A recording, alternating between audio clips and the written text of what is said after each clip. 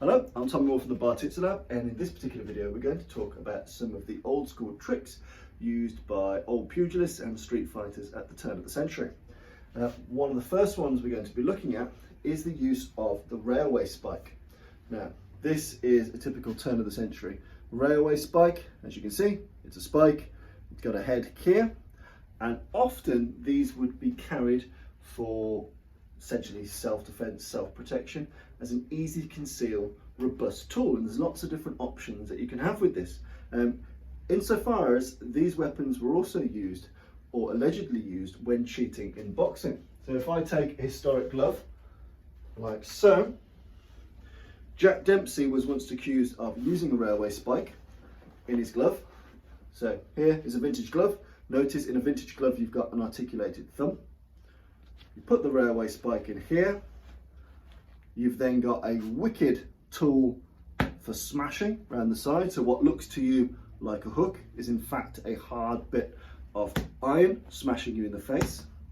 Or indeed, if you're particularly cruel, and this was the allegation levelled at Jack Dempsey, you'd have just the tip of the spike coming out of the glove, like so. So when you're throwing the hook, you're lacerating up the face, you're cutting a face to shreds.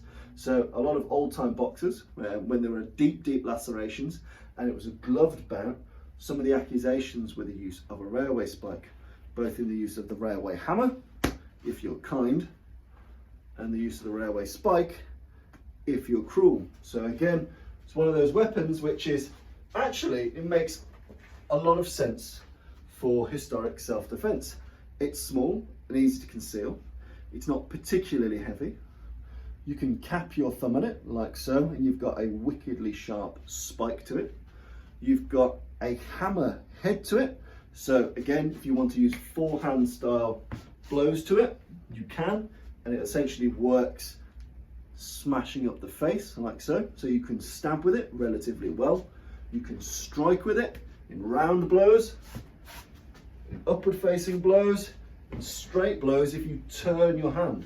So if you want to fire a straight with this, if you turn your hand like a looping overhand, you can drive this hard lump of steel, bam, into a face.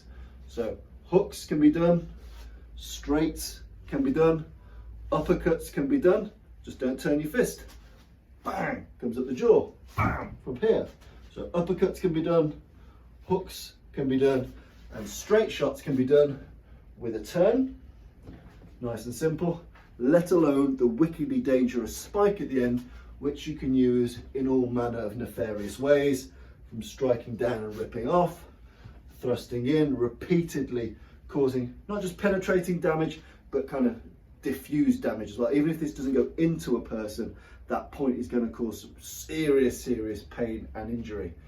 You've also got brilliant options with this, in that you can cause stabbing injuries with it, you can repeat and stab, and you can be, you can frenzy with it. But you can also be very concussive, because you've got this hammer-like end here. If you just want to turn his computer off, it's very easy to do with a short, sharp shot. It's got a very easily concealed profile, in that you can't really see it in a hand. It's very stealthy, it's very sneaky. You can hide it in many pockets. If you worked on the railroads, if you worked in construction, this wouldn't be a completely unfamiliar thing to have on you. So again, railway spikes are one of the tricks used by pugilists, used by street fighters historically, and also even in legitimate boxing matches to cheat, allegedly.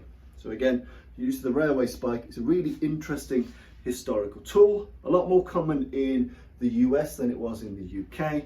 But again, as a historic self-protection, self-defense, or offensive tool, or a bar fighting tool, the railway spike has lots of advantages. It's spike end, it's blunt end, it's easy to hide, easy to use. You've got a reasonable cause for having it. So again, railway spike, fascinating tool. The next element is this. Is a roll of coins. So typically, historically in the US, coins were rolled. We did have this in Britain and places in Europe too, but more common for the US. This is a roll of pennies. You can get rolls of different coins, denominations and different sizes. But the coin roll, this is typically an old newspaper boy's trick. So newspaper boys, it's very, very territorial. You end up in lots of scraps, lots of fights, because you want that street corner. You want that position by the station, and you're going to have to fight for it. And you see the same thing today. Where I'm from in Birmingham, there are so many fights between big issue sellers because they want the certain premium spots. They want the spot which has the best thoroughfare, the best access, the best punters. So it can be quite high stakes to own and maintain a territory. And so newspaper boys, they need change. People give you money, you need to give them a newspaper, you need to give them change, or you might often do. So there's a legitimate, fundamental, business-like reason for having rolls of coins.